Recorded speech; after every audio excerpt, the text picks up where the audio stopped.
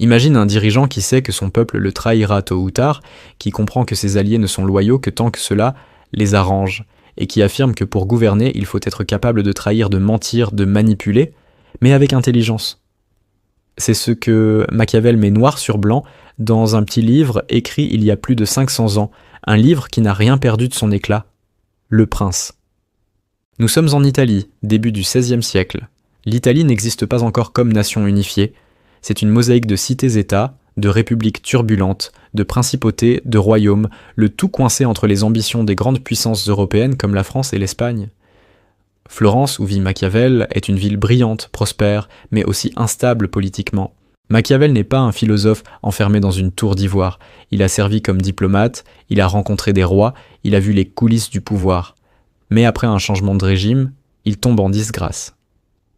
On l'emprisonne, on le torture, puis on le renvoie chez lui, loin de la vie politique. C'est dans cet exil forcé, dans la solitude, qu'il rédige Le Prince, un livre qu'il dédie aux Médicis, la famille au pouvoir, presque comme une carte de visite pour regagner leur faveur. Ce qui frappe, dès les premières pages, c'est le ton. Pas de longues théories abstraites, pas de sermons moraux.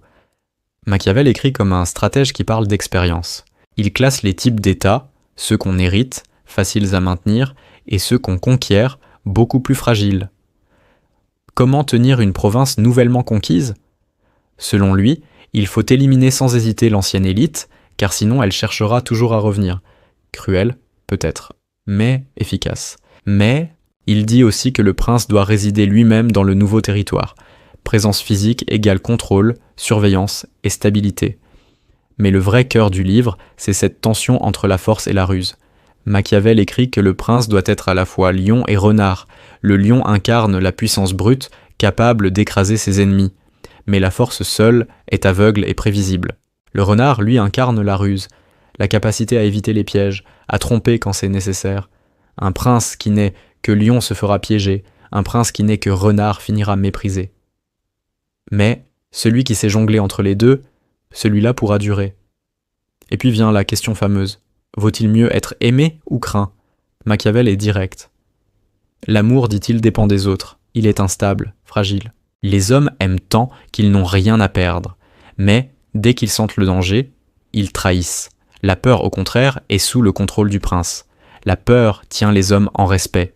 Donc, il vaut mieux être craint. Mais attention, pas haï. La haine détruit, elle pousse à la révolte. Le prince doit inspirer la crainte, mais sans jamais franchir le seuil qui mène à la haine. Derrière ces maximes, il y a deux grands concepts, la vertu et la fortuna.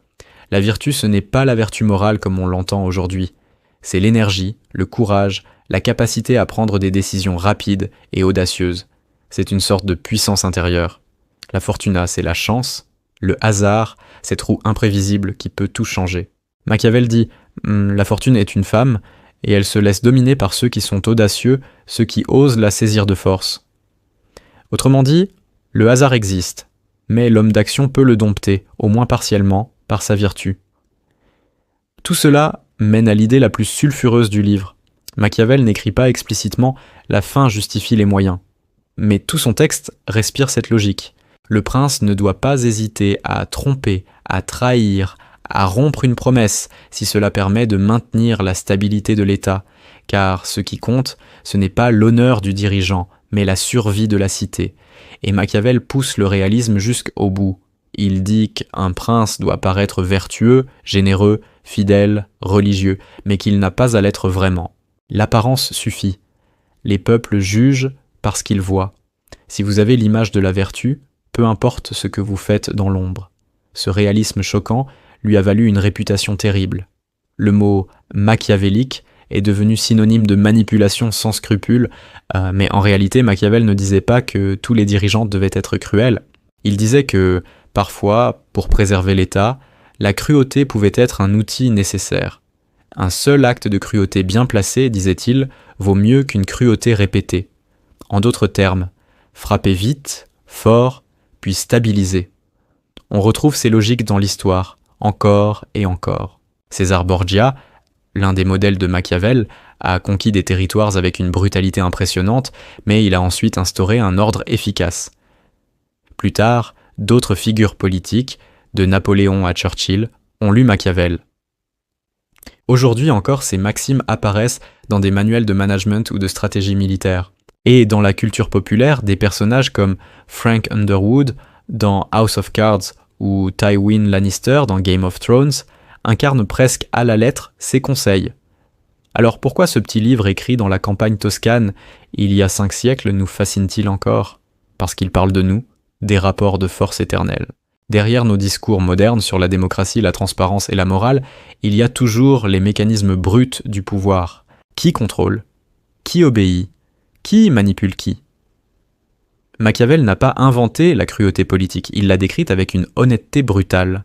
Et c'est peut-être ça qui nous dérange encore aujourd'hui. En lisant Le Prince, on ne découvre pas un manuel pour devenir tyran. On découvre un miroir qui nous dit « Voilà comment fonctionnent les hommes, voilà ce que le pouvoir exige parfois, et voilà pourquoi la morale et la politique ne font pas toujours bon ménage. » Alors, la prochaine fois que vous entendrez un dirigeant faire une promesse solennelle, souriant, main sur le cœur, demandez-vous, est-ce lui qui parle ou Machiavel qui souffle dans l'ombre ?